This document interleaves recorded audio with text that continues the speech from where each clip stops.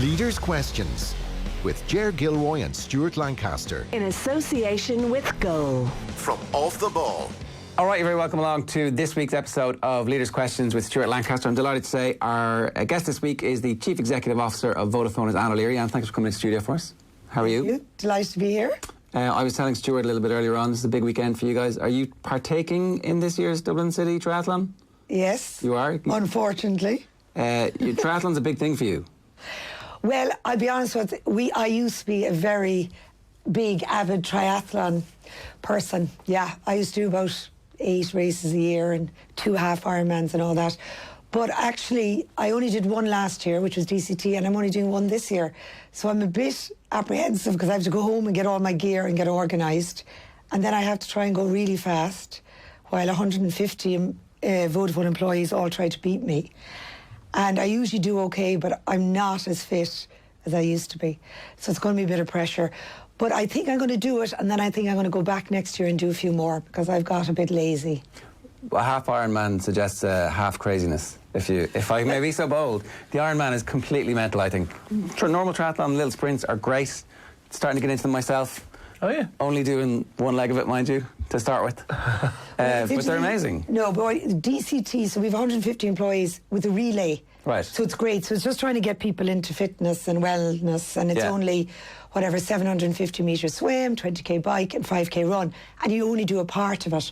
So actually it's a great way for people to start, and I started that way. Well, I was a competitive swimmer as a kid. Right. So I used to be asked to do the swimming part of the relay because you can never find swimmers. No.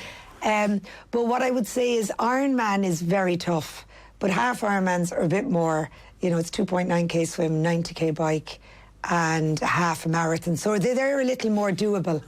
Yeah, I know. But a friend of mine now is off to do Ironman tomorrow. But yeah, that's a bit compulsive, obsessive, I'd say. Yeah. So it's just trying to get the balance. But no, I said I'm going to do tomorrow. I have to just try to get through it, look good for the photographs, make sure that the whole of Vodafone don't beat me. And I said to my husband this morning, I think we need to go back and do a few. It's nice to have an aim when you're training. I'm going to try and do a full one next year. We're doing relay tomorrow, so... What leg are you doing? I'm doing the cycle. Yeah. Right. Where do you want to do the full one? Maybe you do DCT next year? Yeah, well, we're doing DCT tomorrow. The full DCT, yeah, I could do that. Or we did Hooker by Cook down in... That's amazing, down in Dunmore East. Dunmore, beautiful. Yeah. I've done that race, loved it.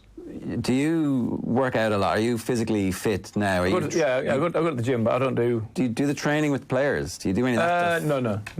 No. I would... obviously, when you're coaching the players, it's nice to be able to sort of keep up with them and run around and, be active. But no, I don't actually physically do the weights or whatever. I get up early, do my training, get into work early, and then... And is that important to you, to be... Yeah, it is, yeah. To be physically 100%. fit? Yeah. No, definitely. I think as a leader, you've got to be able to, particularly as a coach, set the example and live a healthy lifestyle and show that you look after yourself. And it's not a prerequisite. I'm sure there'll be lots of coaches out there going, geez, I don't do any of that. But no, it is for me. And I like to be able to be, when I'm coaching the players, literally in and amongst them, and, to be moving around and be close to the contact areas and the decision making, so I can pull them in and then give them feedback, and then away we go again. And I think people have talked about the Stews days. I'm running around with them, and I want to make sure that we're the fittest team, and that we can deliver under pressure. So yeah, I've never not trained, but I probably lack a bit of the triathlon. In the spirit of triathlon, a purpose at the moment. A goal. Yeah, a goal. I think it's maybe a midlife crisis. I feel like I shouldn't climb a mountain or something or do a triathlon. But I'm not a very good swimmer, and so maybe it's climb a mountain. Yeah, or we could all do a triathlon next year. Is this like part of work as well? Though, it's obviously the sponsorship thing. You've got staff involved, but was that always part of your work-life balance thing that you realised that you needed to do this? The obsessive bit is something we should definitely come back to in a minute, though. You just dropped that in there, and we'll definitely come back to that. Yeah. No, I mean, look, personally, I know I need to train and exercise to be at my best. So when I wake up in the morning, I don't necessarily want to go out for a run or go swimming. I love to stay in bed because I love my sleep. But I do because I know I'm much better when I get to work. And I think as a leader, and especially as a CEO of such a large company, I have 2,000 people, Like, you just never know when you walk in what's going to be thrown at you. And what I've learned is you have to be kind of physically and mentally at your best to deal with everything you have to deal with. And I always talk about that to my people.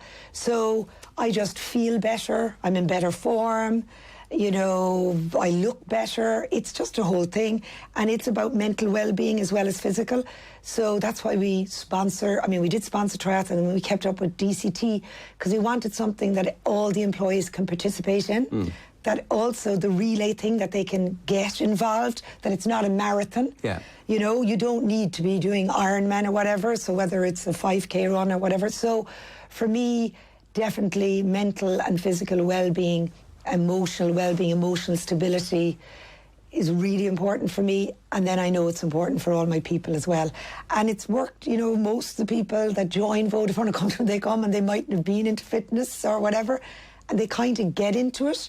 I suppose you get like the people you're with as well. Yeah, it's conditioning. It is, you know, and as I get older, I think even more so. And it's a bit of a cycle. So, you know, if I train in the morning and I go to work, you know, I'll eat better, and then I'm tired at 10 o'clock at night, so it makes me go to bed and I get my sleep. It's a whole cycle thing. So it's really important to me. Did you know this at like 12, 14, 16, 18? Did you kind of understand that exercise and that was actually having a knock-on impact on your own mental health? Is this... No, I don't think so. So, as I said, I was a competitive swimmer, but only up to about 13 or 14, and then I gave up. But then I went into aerobics. I was an aerobics instructor. I actually used to teach London Irish rugby, but I lived in London, and I used to do some with the rugby teams. When it was wet outside, I'd come and do aerobics with them. So I'm kind of laugh at that now. So I was always... I qualified as an aerobics teacher and earned extra money doing that. So I always was into fitness. Right. And then I went back to masters swimming, like 20 years. I competed at 20 on. I used to go away to galas and that. And when I came back to Ireland, so I kind of just knew I felt better, and I loved racing. And then it went to the triathlons, doing the swim part of a relay. Then I started running once or twice a week. And then I got the bike like everyone else. And then I said, sure, I can do it all. And I think a lot of people get into triathlon that way. And, but I just know I feel better. I mean, there wasn't a lot of talk about mental health back then, as there is now. But of course, actually, my mother did suffer from depression. And I learned more about that years later that she did. But it was never there that I felt I had to do it for that reason. But I think all the data and insights are there that people that exercise and look after themselves are mentally and physically and emotionally better. And I feel it more as I get older, that I need it, and for energy levels. And just, I think there is those happy endorphins that they're a real thing. They're a real thing. Yeah, especially the competitive thing that comes out in you when you're doing it as well. Yeah. Okay, so a couple of things. The obsessiveness and qualified aerobics teacher in London to the CEO of Vodafone in Ireland is quite the journey. Where does that start? Like, at what point do you go, yeah, you know, I want to get into the corporate world. I want to, like, as a 16-year-old, what did you want to be? I didn't really know, but my mother had decided I was going to be a nurse. And I think I was, you know, oh, that sounds fine. You've obviously been an awful disappointment the whole way through after that. No, the day before the interview, I said to her, I'm not going to be a nurse, because I really think nursing is a vocation. And I'm really not a nurse. You know, I'm like the ones, you know, you're sick, get up and walk, you'll be fine. You know, it's just not my nature. So I went off and I did this kind of secretarial course for a year. And when I was there, the headmistress, Patricia Carey, she's kind of amazing woman, she kind of saw something in me or whatever. And in those days, companies applied to get somebody and they picked them out. It wasn't so as fair. It was like who they liked or who they thought or who they recommended. And I started with Nixdorf Computer. That's how I got into the corporate world. In Cork? In Cork. And Did you do a degree then? No. No. Then I went and studied marketing by night in CIT while working. Okay. So I didn't do the traditional route of college and then I probably have been studying constantly since. And it is probably ongoing learning and lifelong learning, which you do because, you know, things change and ideas change. So, and really, I went into Nixdorf Computer, and someone said, don't mention them, you know, that makes you sound really old. It's like, who are Nixdorf Computer? Became Siemens Nixdorf. And then from there, I joined Flextronics, Vodafone. I went to London when all the Irish did, so that was the London Irish Rugby Club. We all followed them. When was that? Oh, God, it's definitely 25, 30 years ago. Yeah, Late 80s, early 90s? Yeah, it's a long time ago. And what are you doing for them? Like, what job are you at that point? Nixdorf, I was kind of running their office. So it was all kind of administration things. And then I went into kind of sales and marketing with them. I went into customer service in Western Digital. They used to make printed circuit boards. Right. And I was kind of take their orders from the French, English and whatever office. Then I went to London, worked in Reuters. In London in marketing. Right. So I'd studied marketing. So Reuters obviously is famous as a news agency, but they've loads of other data that they gather and they sell to companies that isn't just the news stuff that you see. Yeah, it wasn't the news at the time. It was financial information and products around that. Okay, so to the City of London and to Wall Street kind of stuff. Yeah. And so at that point, your experience is vast and broad and not any kind of particular, which it seems to me in retrospect is the perfect way to learn how business works. Yeah, do a little bit of everything. Yeah, true. And I think when you're young, in your 20s, you can do that. I often say that to younger people. I say, you know, you're going to have to specialise at some time. And don't specialise too much. Because, so that's why those grad programmes and intern programmes, like places like Vodafone has, come in for 18 months, you do 6 months in finance, 6 months in marketing. So, it's really good because, of course, as a young person, you don't understand business. You don't understand the vast choices that are there. No. I mean, we understood kind of nursing, teaching, banking, at the time. And there wasn't many multinationals even in Ireland and opportunities.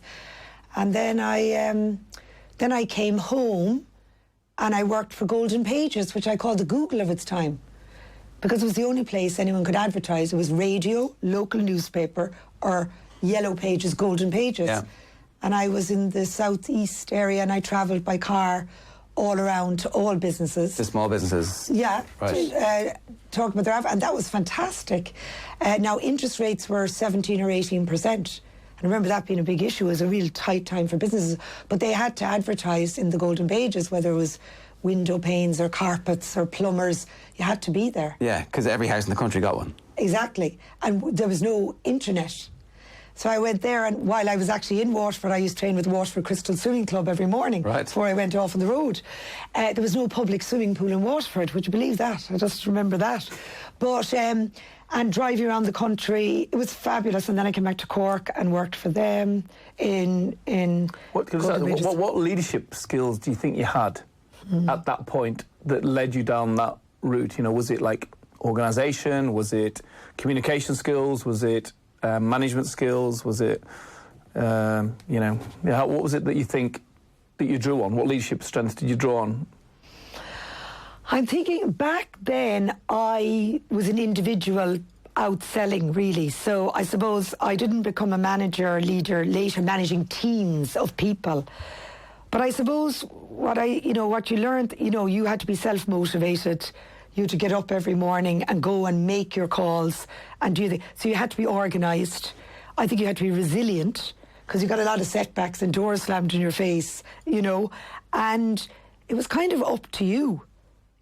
How well you did and how much money you made and how successful you are, because, you had your customer base, but you had to make it successful. So influencing people, probably influencing skills, communicating well, why it was important, building relationships with these customers who are running their business, who are paying 17% interest rates on things, who didn't have a lot of money, putting their trust in you, so... I think, though, hard work, as well. I worked hard. I worked long hours. It doesn't come easy to anyone. It doesn't just happen. But I didn't think at that time I'm going to be the CEO of a large company.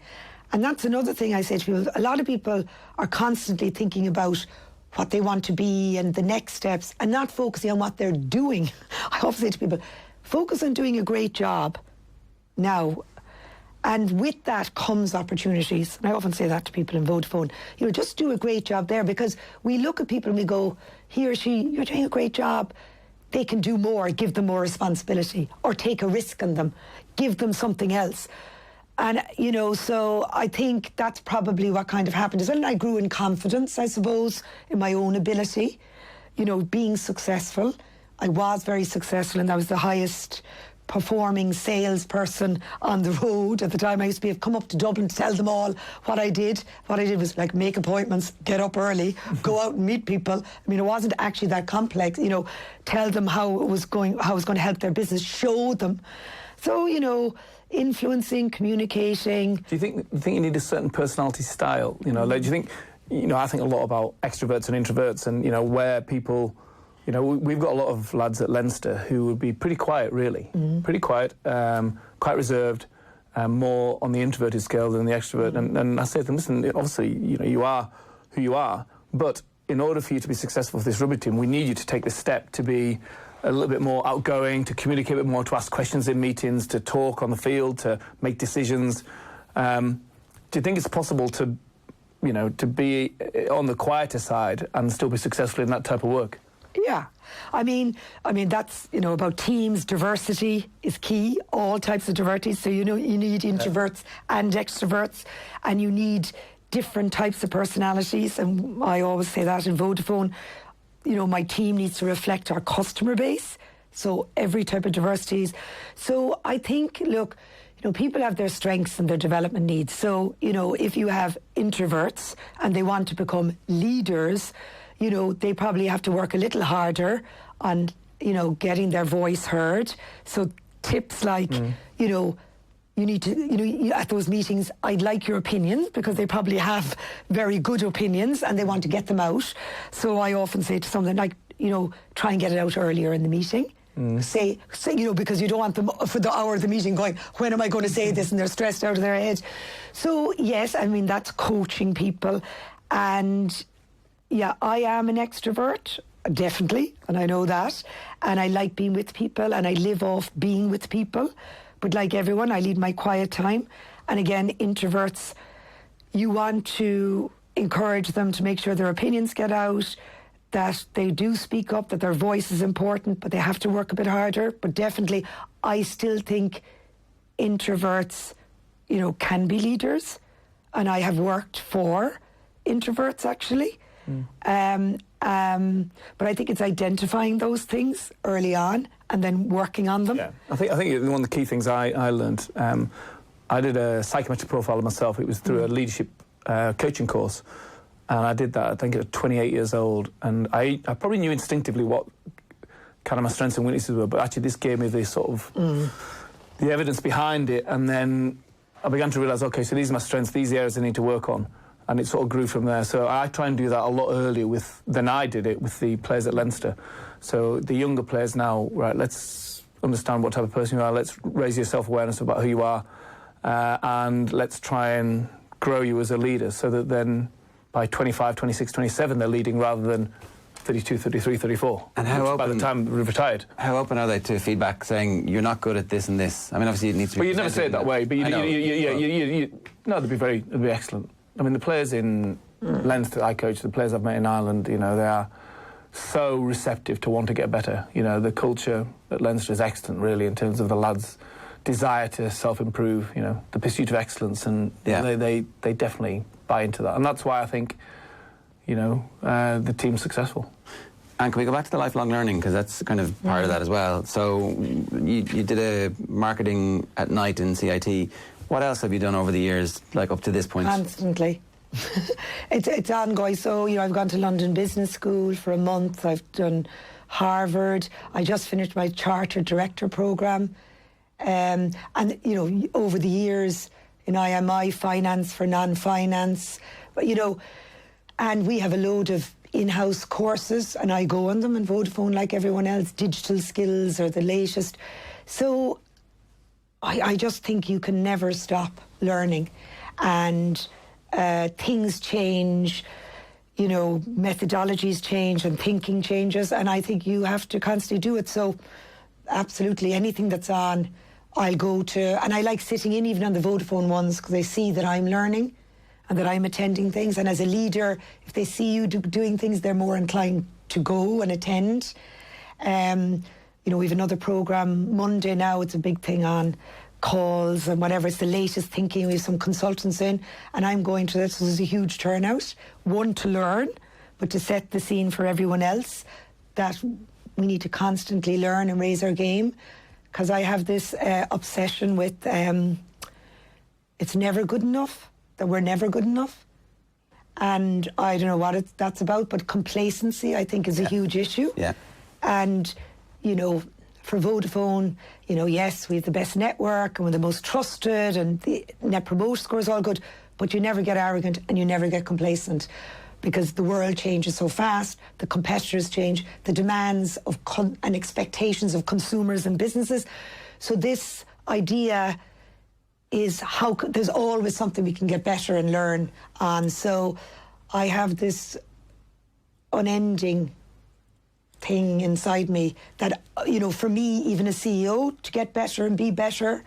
And also it came up yesterday, or we had a thing and someone talked about also, you know, business can be going great and everything's going great, like the economy's great in Ireland and everything's good, but you can have someone Brexit, you know, Donald Trump, you know, things happen. Events happen.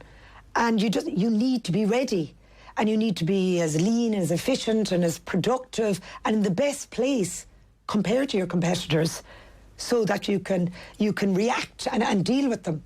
And it was like the recession 10 years ago, you know. So I constantly think like that and talk like that. So it's kind of relentless in Vodafone about this without, you know. Well, I was about to ask, right? Because we had a jockey in this morning talking about he wanted to be the best. He was a champion amateur, but he actually just wasn't good enough to make, because he's up against world class, the talent pool that came through when he was coming through, and his drives him to very dark places. He ends up with alcohol issues, drug issues and depression issues, and it's this kind of constant need to, he needed a lot of counselling to get to the point where he understood exactly what the drive was. So drive is brilliant and it's great, but we all need to at some point just go, we did something really good today. We achieved something amazing. When your Net Promoter Score comes in, how do you balance that?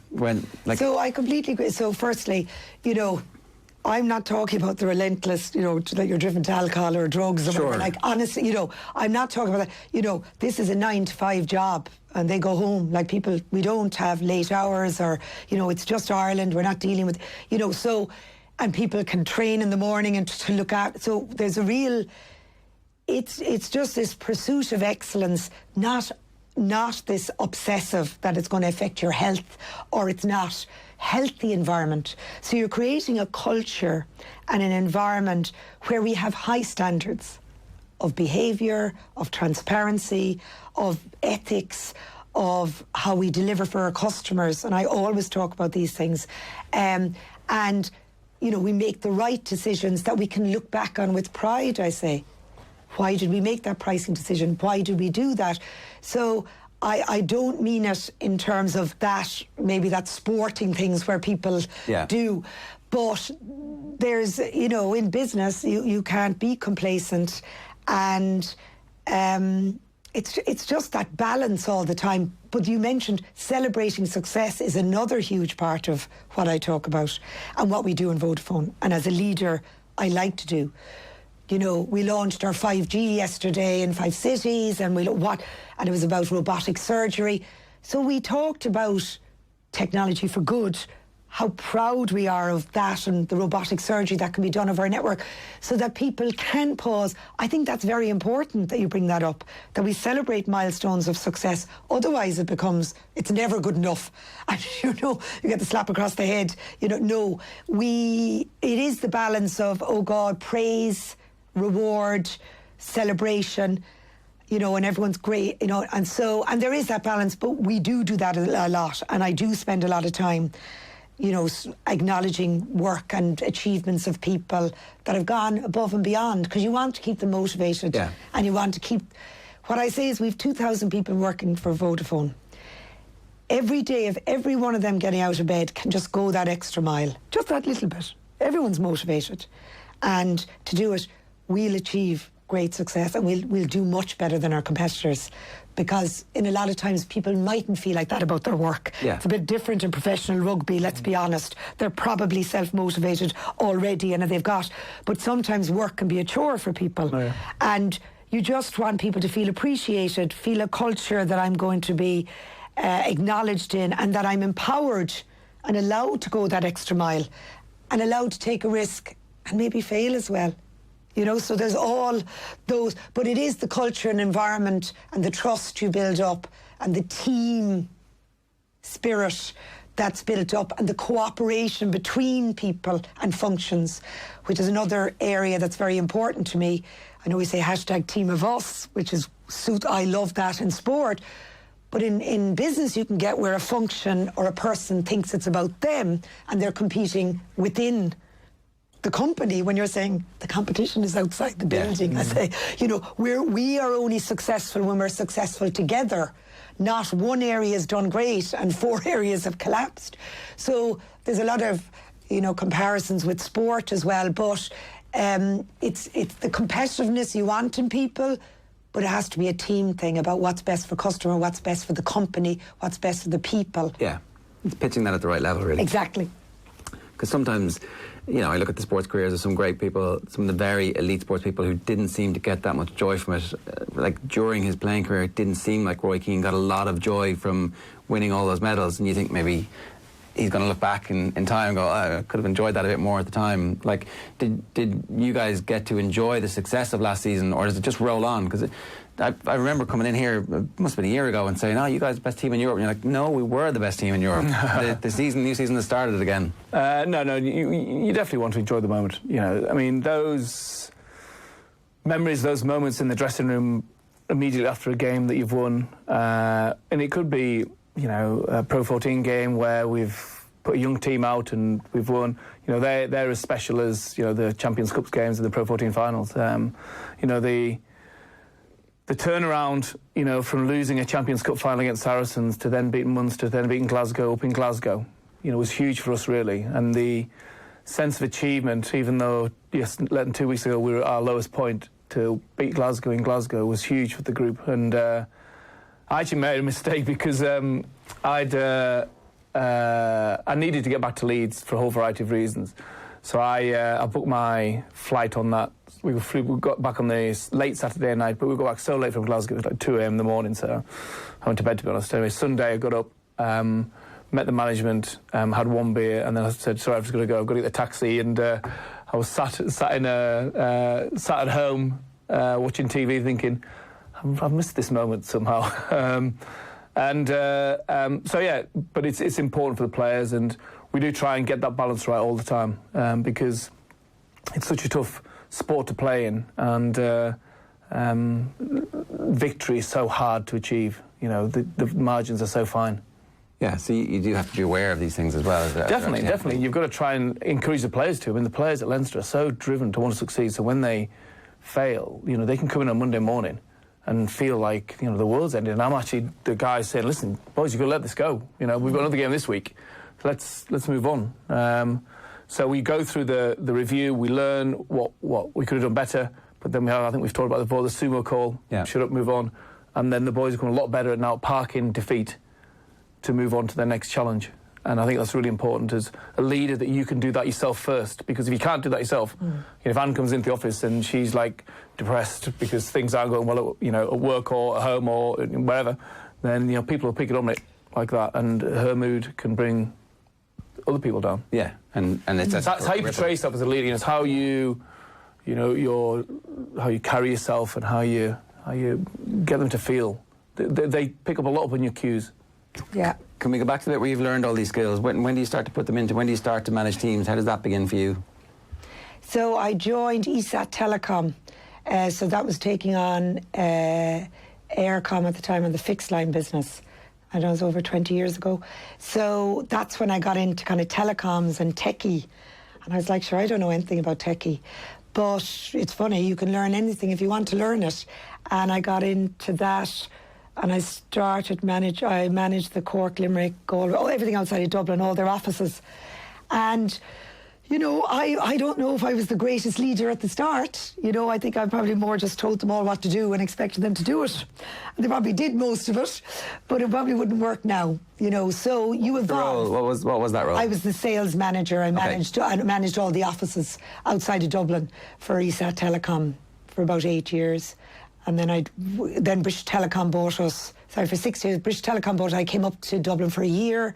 That's about 15, 16 years ago, and I'm still here, unfortunately. Right. I'm only joking. You love Dublin, really? I do love it, but I can't say that to the Cork people. Were you getting, in that 8-year window, when you started managing teams, were you getting itchy feet towards the end of that 8-year period to think, I need a new challenge, or you're actually just loving what you were doing?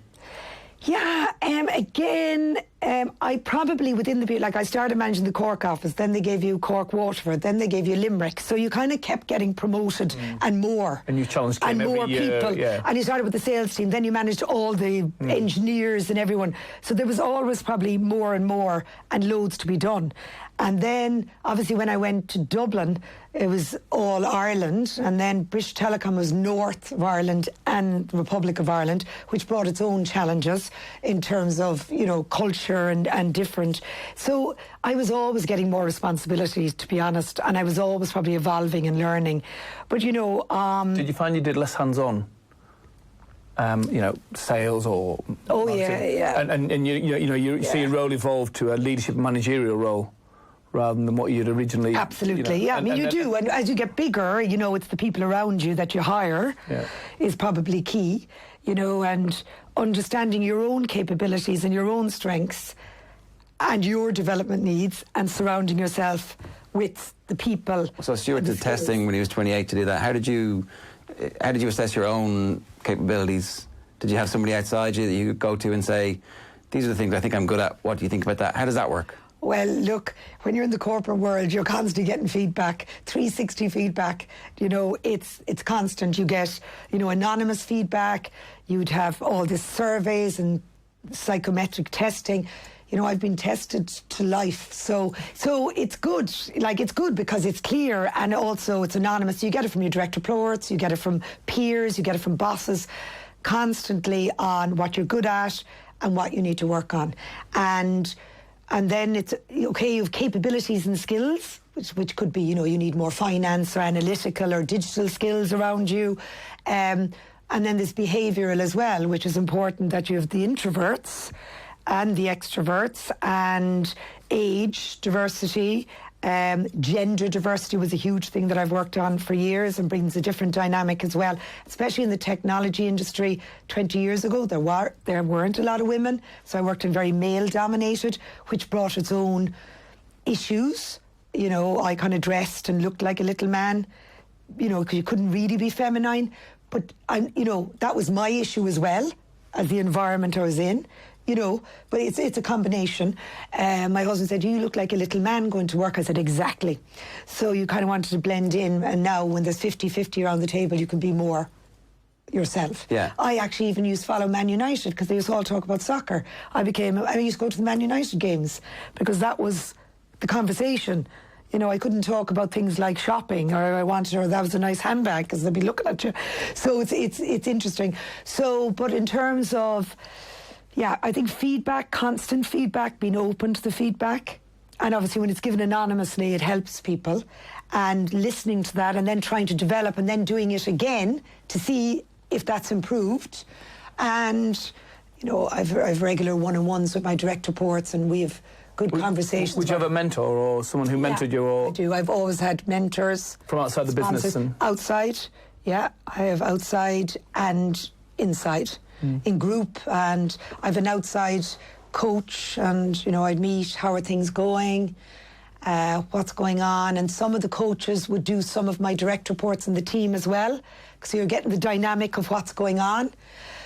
But I like in the business world now, in most of the big, you know, it's full of feedback and data. I mean, there's no excuse for you to not to know your development needs, and I suppose you can get it and you can decide to ignore it, which is probably not a very good idea because you're not going to get better or learn, or the company's going to feel you're not listening.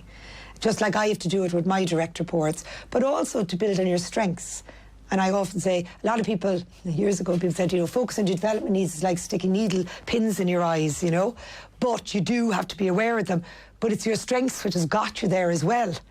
So you build on those. Well, you build on those as well, and to use them, to know them, and not to, like, sometimes it's all the development needs. And I say to people, look, you are an introvert and you're not going to be talking a lot.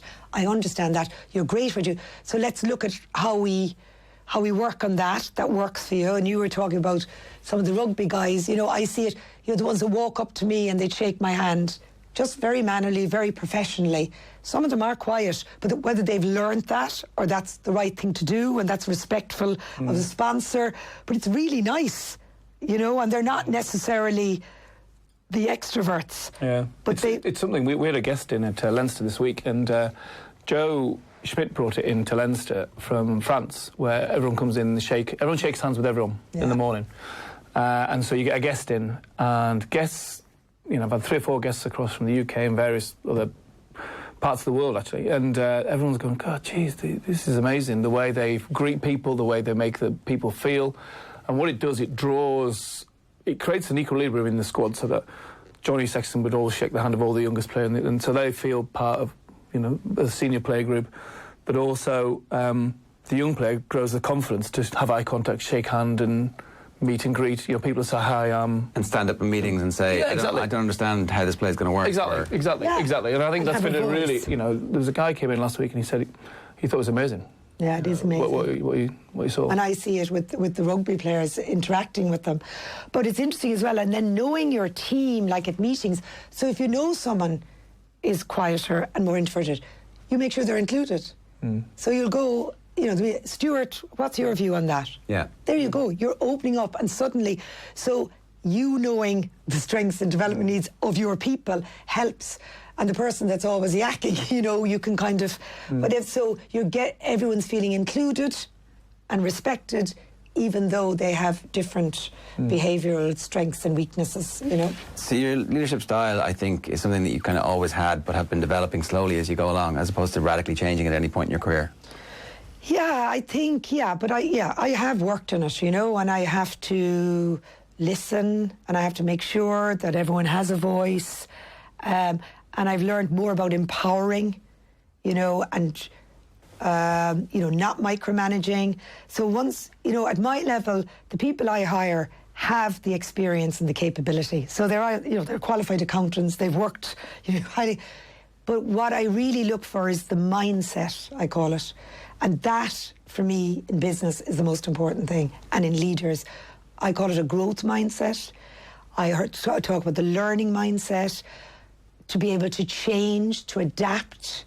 And that, they're all going to have, qualified HR, all the qualifications in the world. They also have the experience usually when I bring them in. But can they change and adapt? And can they learn? And are they really open? Because our world is changing so fast. It's dynamic. And having a prescriptive way of working, you have to be open. And for me, even saying, and the different people we're hiring, all the different types of people, they can't be mirrors of me or mirrors of them. And how are you doing with the 20-year-old, whatever, bearded guy that wants to start work at 11 and finish at whatever, and then, how do, presenteeism, that you don't need, that you don't have to see people, that there's trust, and that you can inspire them to give it their all, but respect the type of person they are. Because there's not, people say we have guidelines, we have processes and we have procedures and this is the way it's done. That doesn't work now. In business anyway, it doesn't. You have to really adapt to the people and the personality. I would say sport more so. Okay, as much, good. Because I think the best teams are the adaptable teams. Yeah. They have to have adaptability, not just within game to game, but within the game itself. And the best. In my first year, we lost 2 semi-finals against Claremont and against Scarlets, and we played, particularly in the Scarlets game, one particular style. And the point I tried to make the players is that for us to be the best team, we have to be adaptable and play different styles.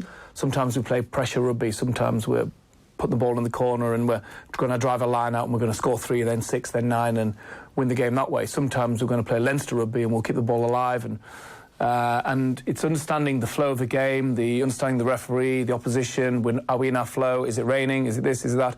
And having the players coach the players to a point where they can be adaptable in the moment without us intervening. And to be honest, as a coach in a rugby game, it's virtually impossible to intervene and make that change anyway.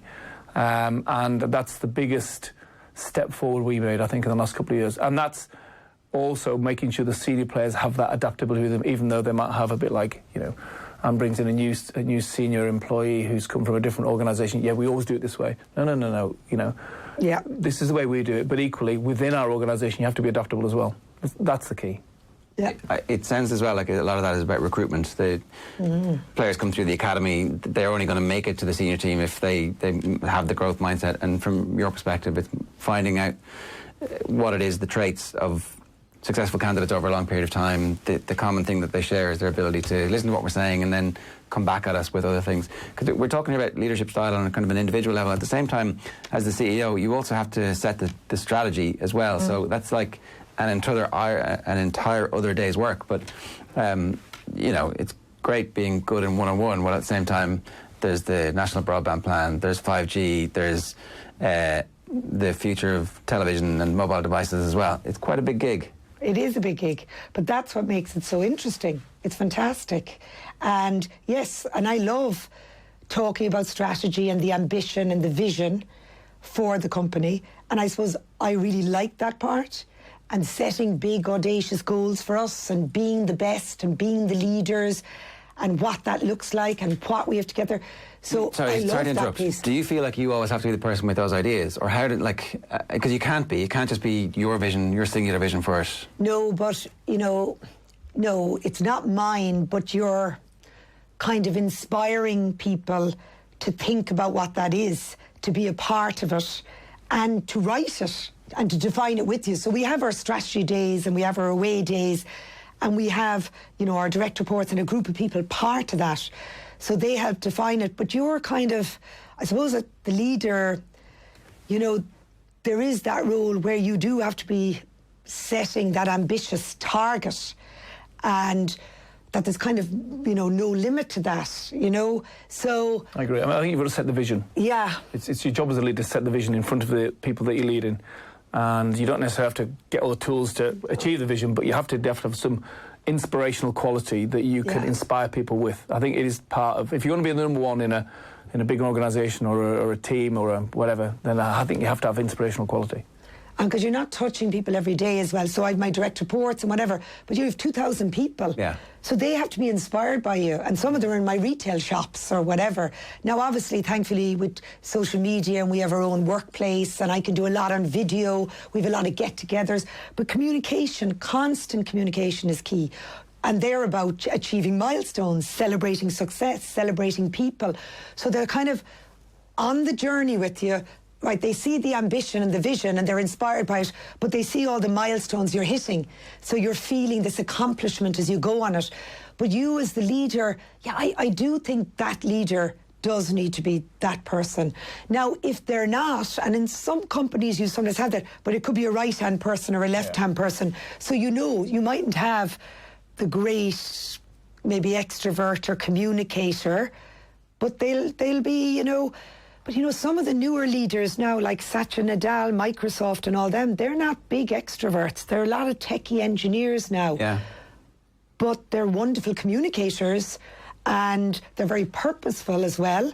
That leadership, which I really doing good and doing good business. I keep talking about, we can do good business, which I mean good commercial, financial results, profitability, all those lovely things that you need.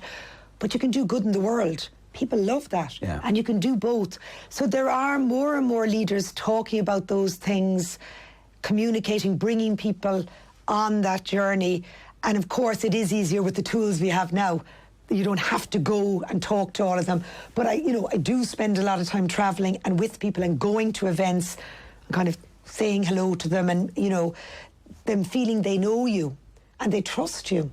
I think in this world we're in now, we're seeing funny things in politics, let's be honest. There's more, certainly in business and younger people, they want to be with a leader that's authentic and trustworthy, with strong values and ethics, and a company that cares about the planet, does social good, environmental good, not just economic good. And consumers are the same now. They're making choices, and I think we're going to see more of that. And as a leader, you know, people want to be led by those leaders. I want to be led by those leaders. You know, it's kind of why I like Vodafone. I like the values that are there, and how they care about the social impact of our technology and the environmental impact and the climate change. Those things mean a lot to me, and they mean a lot to the people that work in Vodafone as well. So that's your other role as a leader. Yeah. Were they there when you arrived in Vodafone? Do you know, And when not did you as arrive? 11 years ago. So I think they were there, but they weren't as explicit. I think they were implicit, right? Which is nice, so they're within Vodafone, but I don't think they were talked about enough externally. And, you know, when I joined 11, I set up the Women's Network in Ireland, and half them were looking at me going, what's, like, I was kind of way ahead of my time. You know, and I said, well, you know, I was 40, and I said, there wasn't any women's network for me. And I said, I want to help women because there wasn't a lot of help. So let's do it for other women that may not be as resilient as me, you know, because a lot of women just left the workforce and said, I can't put up with it, or, you know, having young children, they don't understand, and there's no flexible working, and I can't even mention I have children, you know, so I wanted to make it easier. But in fairness to Vodafone Group, it is like that, but I think they did a lot of stuff and never talked about it. So now we talk more about diversity and inclusion, about the benefits of the digital age, about the environmental impact and our role in that.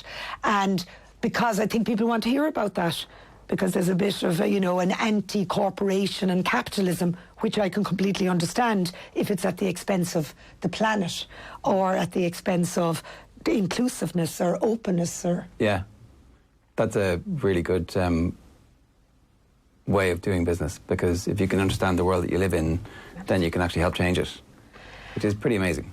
Well, you know, when I became... Most people aren't like that. Especially, certainly, you don't ever hear CEOs saying, I can understand people being anti-capitalism. Like, you just don't. It's a very rare thing, I think. Yeah, maybe it is, and I don't know, but it's what motivates me completely in my role. And when I became CEO 6 years ago, somebody said to me, I was CEO and I didn't do enough in the role. Don't regret that. So I spent every day trying to say that when, you know, in 10 years' time or 15 years' time, that I look back and said, I did everything for diversity and inclusion, whether that be gender or LGBT or age diversity, whether it was the environment, or whether about encouraging other companies to do good, to invest in sport, to sponsor sport, whether it's, you know, ISPCC Childline. Like, we have a huge, powerful influence. Companies, most of us are very profitable. We can, you know, do good.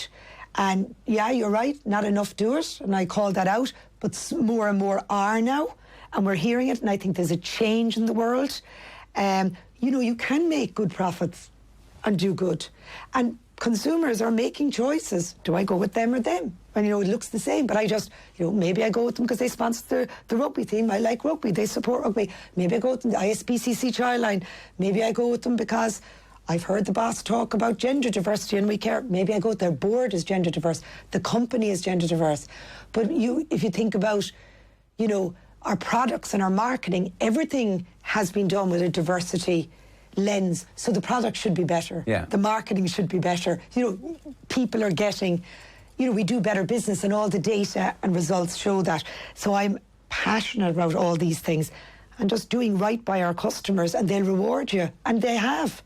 In Ireland, you know, we have 44% revenue market share in mobile, and we have huge competition. And I think people stay with us because of all and it's not one thing, though. No, it is 1,000 small things. Yeah. And as you said, as a leader, it is 1,000 small things, and that's why you need to be fit and healthy, because you need huge energy. You need to sleep at night, and you need to be, you know, and people forget. No, it's true. But you need to be energetic. You could be an energetic introvert as well, by the way, but you know, and people are, you know, long hours, challenges, how do you keep all the balls going? But you need to do it. A good point to finish this on is, what's your time going to be tomorrow in the Oh, Dublin City God. Triathlon? Oh, slow. Oh, no. No, I don't know. I'm going to beat you in the swim. Where are you doing Cycle, the bike? I'm doing the cycle. Okay, well, we'll put it up. You'll be well ahead of us by the time we get out of the water anyway. So Why? Because you've a slow swimmer, have you? we actually, Joe Malloy was supposed to be doing the swim, but he's pulled out of it, so we don't know who our swimmer is That's yet. not very good. No, I agree. Can't really cite an injury for swimming, can you? Well, if you have a problem, you can take my chip and I'll swim it for you. Okay. No, because I can put a few chips on my leg. Oh yeah, you can put an extra so one. if we're you're stuck. don't not do it. No, we're definitely doing it. We're promise, definitely doing okay. it. Why don't you just do the swim and the bike? I haven't trained for the swim. I think you need to train for it, right? Oh, okay, Stephanie? okay. Yeah, that's a good idea. And this was great. Thanks so much for joining us in Leaders Questions this week. Thanks, Stuart. Lovely to be here. Thanks, Stuart. Thank you. Leaders' Questions with Ger Gilroy and Stuart Lancaster. In association with Goal. From Off the Ball. OTB Sports.